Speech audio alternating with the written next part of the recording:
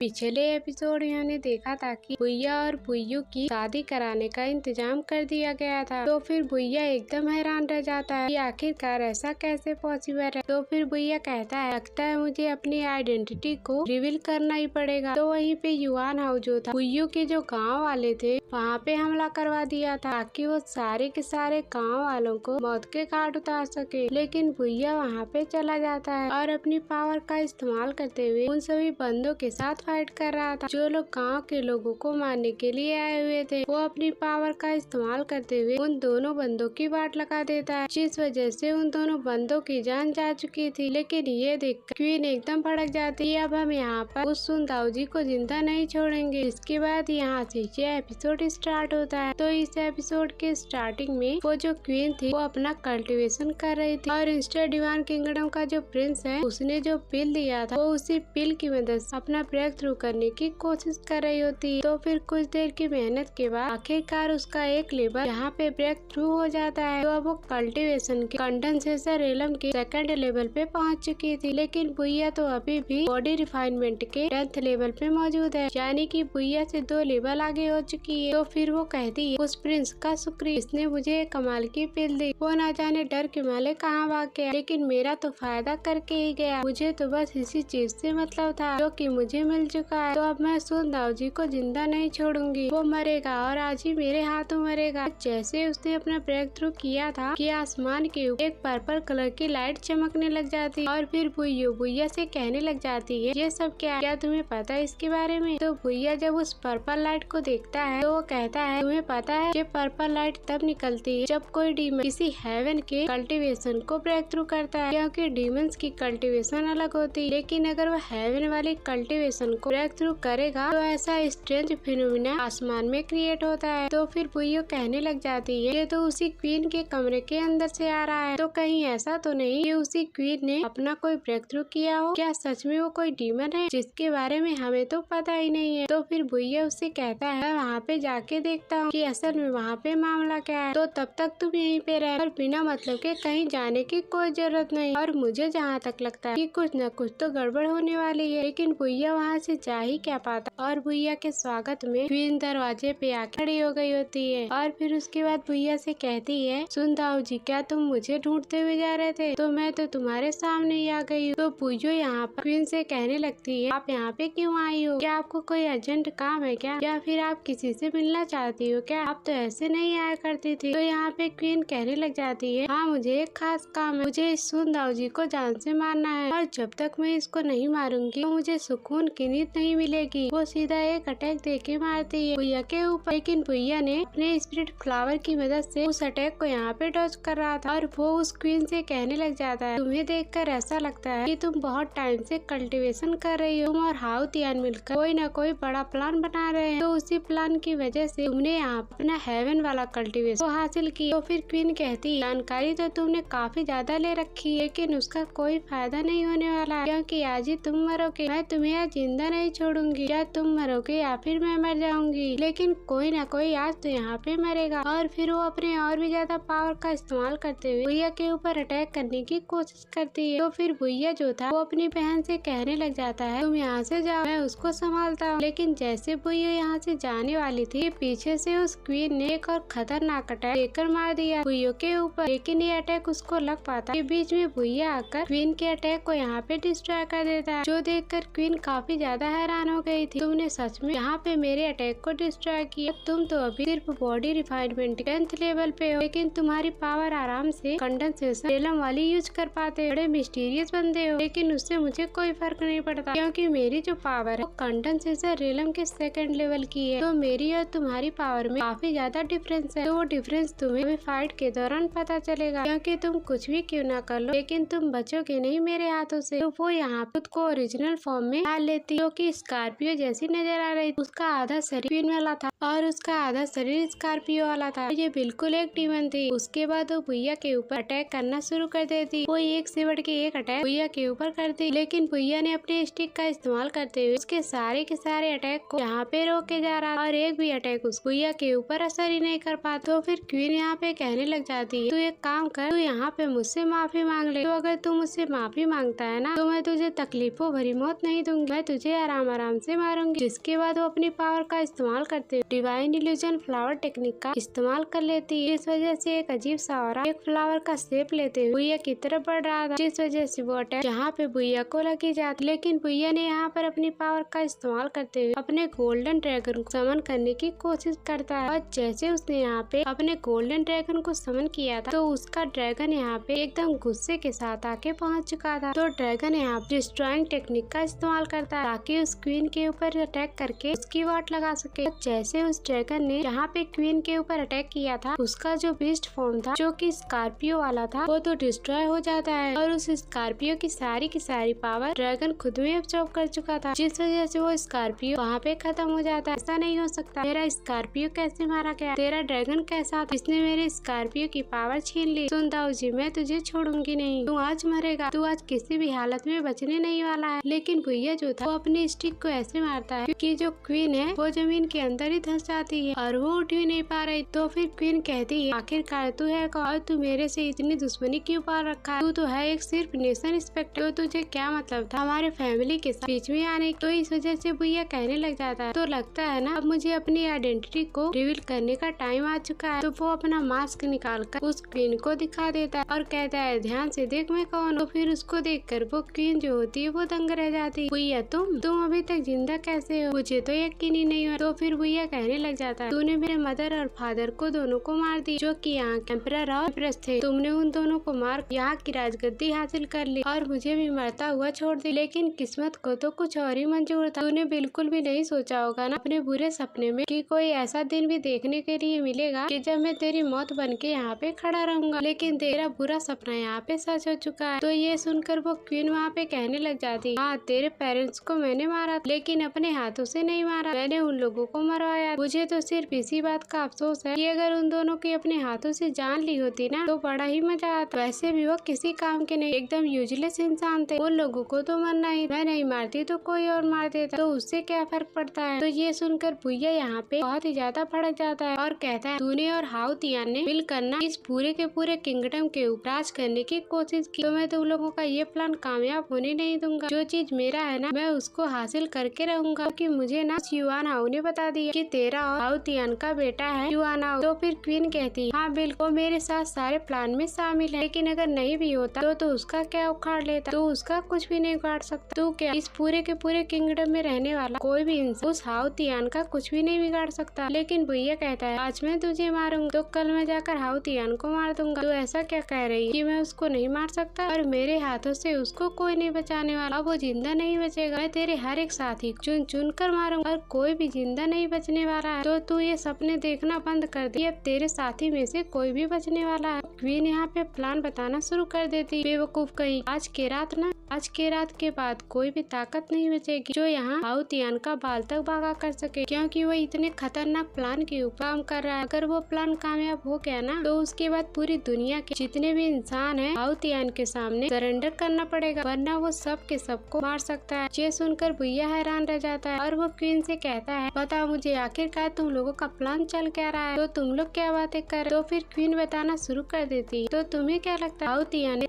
मेरे साथ तेरे माँ बाप को मारने के लिए इसलिए दिया क्योंकि उसको जहाँ इस किंगडम के ऊपर राज करना था? ऐसा बिल्कुल भी नहीं है, उसको तो राज चाहिए ही नहीं इस किंगडम के ऊपर, उसको तो राज चाहिए पूरी दुनिया के ऊपर, और वो हो पाएगा सिर्फ एक चीज पे, तो उसका नाम हेवन डिवोरिंग फॉर्मेशन। तो हाउ तियान यहाँ पर हेवन डिवोरिंग फॉर्मेशन को एक्टिवेट कर रहा है, और अगर वो फॉर्मेशन एक्टिवेट होता है तो हेवन की जितनी भी पावर है ना वो हाउ तियान के पास आ जाएगी, और वो उसके बाद दुनिया के जितने भी खतरनाक डीमंस हैं उस सब वापस से जिंदा कर देगा और दुनिया से हेवन की पावर का खात्मा हो जाएगा। हेवन की कल्टीवेशन रखने वाला कोई भी इंसान हाउ तियान के सामने टिक भी नहीं सकता, बस उसको यहाँ पर हेवन डिवोरिंग फॉर्मेशन एक्टिवेट करने की देरी है। ये फॉर्मेशन एक्टिवेट करने के लिए उसको हजारों लोगों की कुर्बानी देनी थी। तो तुझे पता ही होगा कि हाउ तियान ने एक पिल को सभी लोगों के अंदर डालने वाला था ताकि वो सबको डीमन बना सकते। तो तुझे पता है वो क्यों बनवा रहा था? इसी हेवन डिवोरिंग फॉर्मेशन को एक्टिवेट करने के लिए, और इस फॉर्मेशन को एक्टिवेट करने के लिए कई सारे लोगों की की मासूमियत और उनकी स्पिरिट चाहिए होती है। तो सब कुछ लोगों का छीन कर हाउतिया ने सभी लोगों को डीमन बनने वाले रास्ते पे छोड़ दिया है और उनकी पावर सब यहाँ पे वो फॉर्मेशन को एक्टिवेट कर रहा है। तो बस अब आज की रात अगले दिन से कोई भी ऐसा दुनिया के अंदर नहीं होगा जो कि हाउतियान का बाल तक भागा कर सके। तो सपने देखना छोड़ दे। ये सुनकर भैया एकदम हैरान रह जाता है। फिर वो क्वीन से कहता है, तू बता मुझे कि हाउतियान मुझे कहाँ मिलेगा, मैं अभी के अभी जाकर उसको मौत के घाट उतार दूँ। तो फिर क्वीन कहती है, तू उसके सपने देखना छोड़ दे, मैं तुझे नहीं बताने कि वो कहाँ पे है। जाकर तेरे अंदर ताकत है तो तू जाकर उसको ढूंढ निकाल। वैसे भी तेरे पेरेंट्स का ना खेल तो खत्म हो गया, तो अब तेरी बारी। तो अब तू भी यहाँ पे मरने वाला है। उनको तो कंपनी देगा ना तू जाकर, तो तू जाकर उनको कंपनी दे दे। तो ये सुनकर भैया एकदम ज्यादा भड़क चुका था और वो सीधा का सीधा यहाँ क्वीन के ऊपर अटैक करके उसकी जान ही ले लेता है। तो फिर क्वीन यहाँ पे मारी जा चुकी थी, लेकिन क्वीन के मरते साथ ही वहाँ पर आ जाता है वो चैन, जो कि सीधा यहाँ पे आते ही भैया के ऊपर अटैक करने की कोशिश कर रहा था और कहता है, भैया मैं तुझे छोड़ूंगा नहीं, तूने क्वीन की जान लेने की कोशिश कैसे की। वो सीधा यहाँ अपने स्वर्ड डिसल्यूशन टेक्निक इस्तेमाल कर लेता है और उस टेक्निक का इस्तेमाल करने के बाद एक भैया को देकर मारता है, लेकिन भैया उससे कोई फर्क नहीं पड़ता। फिर भैया ने यहाँ पर अपनी ड्रैगन की ताकत को और भी ज्यादा बढ़ा लिया था, क्योंकि उस ड्रैगन ने उस स्कॉर्पियो की पावर को एब्जॉर्ब किया था। तो फिर जो भैया का ड्रैगन वो पहले से भी ज्यादा खतरनाक और पहले से भी ज्यादा पावरफुल लगने लग गया था, जिस वजह से वो एक ही अटैक के अंदर उसको मौत के घाट उतार देता है। तो फिर चैन यहाँ पे मारा जा चुका था और बड़ी ही आसानी के साथ भैया ने चैन को मौत के घाट उतार दिया। लेकिन तभी वहाँ पे आता है भैया का बंदा, यहाँ पर आकर भैया को बताता है कि उन लोगों ने भैया के साथ कुछ कर दिया। तो भैया ये देखकर काफी ज्यादा हैरान हो जाता है कि अब आखिरकार भैया को क्या हो गया। तो फिर तभी हम वहीं पे हाउतियान को देखते हैं, जिसने भैया को अपने घोड़ा गाड़ी के अंदर कैद कर लिया था। उसने छुपकर सारी की सारी चीजों को देख लिया होता है कि असल में सुनदाऊ जी कोई और नहीं बल्कि भैया ही है, जिसको हमने मार दिया था, लेकिन ये तो बदला लेने के लिए वापस आ गया। तो इसी वजह से जैसे उसको मौका मिला उसने भैया को उठा लिया कि अब अगर भैया को रोकना है ना तो उसके लिए एक ही जरिया है, वो भी है उसकी बहन जो कि भैया है, और अगर हम इसको मारने की धमकी देते हैं तो भैया हमारा कुछ भी नहीं बिगाड़ पाएगा। तो इसी वजह से वो यहाँ पर भैया को कैद कर हाउतियान के पास ले जा रहा होता है ताकि उसको भी सारी की सारी सच्चाई बता सके। तो फिर वो कह रहा था, भैया ने मेरी माँ को जान से मार दिया, मैं उसको छोड़ूंगा नहीं, मैं जा रहा हूँ अपने पिता को सारी बातें बताने। इसके बाद वो भी अब यहाँ पे उस भैया को नहीं छोड़ने वाले। भैया ने तो सच में हमारे नाक में दम कर दिया। तो वहीं पे भैया जो था जब वहाँ से आगे बढ़ रहा था तो उसको आसमान के अंदर से किसी तरह का एक आर्टिफैक्ट नजर आता है, जिसके अंदर से मिस्टीरियस ऑरा बाहर निकल रहा था। वो जो लिंग लोंग थी वो यहाँ पे भैया को बताने लग जाती है, यही वो आर्टिफैक्ट है जो कि हेवन ड्यूरिंग फॉर्मेशन को एक्टिवेट कर सकता है। तो पता है ये आर्टिफैक्ट यहाँ पे जितने भी लोग हैं ना उनकी पावर को एब्जॉर्ब करने की कोशिश कर रहा है और सबको डीमन बना रहा है, ताकि उनकी पावर जब उसके अंदर जाएगी तो वो हेवन ड्यूरिंग फॉर्मेशन को यहाँ पर एक्टिवेट कर सकता है। तो इसीलिए हमें हाउतियान को मारना होगा, अभी हम जाकर इस आर्टिफैक्ट को रोक सकते हैं, वरना ये नहीं रुकेगा। तो फिर देखते देखते गांव में जितने भी लोग थे उन सभी की हालत खराब होने लगती है, वो सभी डीमन में बदलने लग गए थे। तो एक बुढ़िया थी वो यहाँ पे उन लोगों को देख के कहती है, क्या हुआ इन लोगों, सब लोगों ने शराब पी लिया या फिर भूकंप आ रहा है, क्या हो रहा है यहाँ पर। सब लोग एकदम ज्यादा घबरा चुके थे कि तभी वहाँ पे शराबी आता और जितने भी लोग यहाँ पे डीमन बन रहे थे उन लोग के साथ फाइट करने लग गया था, ताकि जो लोग डीमन नहीं बने उनको बचाया जा सके। लेकिन तभी वहाँ पे भैया भी आ जाता है, हो सकता है ना उतने लोगों को बचाने की कोशिश करो और उन लोगों को यहाँ से दूर ले जाओ, और मुझे तुम पर भरोसा है कि तुम ये सब कर लोगे। तो फिर ये देखकर शराबी को अब समझ में आया था कि वो सुनदाऊ जी कोई और नहीं बल्कि भैया ही है, जिसका सबसे खास सिपाही ये शराबी हुआ करता था, वो यहाँ पर भैया ही है। तो फिर शराबी कहता है, प्रिंस साहब बिल्कुल भी फिक्र मत करिए, मैं यहाँ पर सबको संभाल लूंगा। तो फिर वही पे जो हाउतियान जब अपना कल्टीवेशन कर रहा होता है कि तभी वहाँ पे युवाना पहुँच जाता है, जो कि भैया को पकड़ के लेके आया था। वो सारी की सारी बात हाउतियान को बता देता है, कहता है आपको माँ का बदला लेना होगा, उस भैया ने माँ को जान से मार दिया, हम यहाँ पर उस भैया को जिंदा नहीं छोड़ सकते, तो इसलिए आपको कुछ न कुछ तो करना ही पड़ेगा। तो ये सुनकर हाउतियान कहता है, वैसे तो मुझे यहाँ पर इस भैया की कोई जरूरत नहीं, इसके बगैर भी मैं अपना फॉर्मेशन एक्टिवेट कर सकता हूँ, लेकिन चलो खैर कोई बात नहीं, और अगर ये मुझे मुफ्त की मिली गई है तो मैं उसकी जान भी उस फॉर्मेशन के अंदर डाल दूंगा, ताकि उस फॉर्मेशन को और भी ज्यादा पावरफुल बनाया जा सके। इसके बाद यहाँ पर भैया की भी जान लेने की तैयारी में लग गया था। तो फिर युवाना कहता है, बिल्कुल फादर आपको ऐसा ही करना होगा, उस भैया ने मेरी माँ को मारा है, तो अभी उसकी बहन को मारकर उसे वैसी ही तकलीफ महसूस होनी चाहिए, तो इसीलिए हम उसको जिंदा नहीं छोड़ने वाले। लेकिन वो हाउतिया ने आप कुछ कर क्या पाती, तभी वहाँ का घर हिलने लग जाता है। सभी लोग एकदम ज्यादा घबरा चुके थे कि आखिरकार यहाँ यहाँ पे हो क्या रहा है। कि तभी वहाँ पर एंट्री मारता है भुइया। तो यहाँ पे आते ही हाउतियान से कह रहा था, क्यों हाउतियान, तू अपनी मौत से मिलने के लिए तैयार है? अभी के अभी मैं तुझे मौत के घाट उतार दूंगा। जिस दिन को दिखाते साथ यह एपिसोड यहीं पर एंड हो जाता है। Thanks for watching.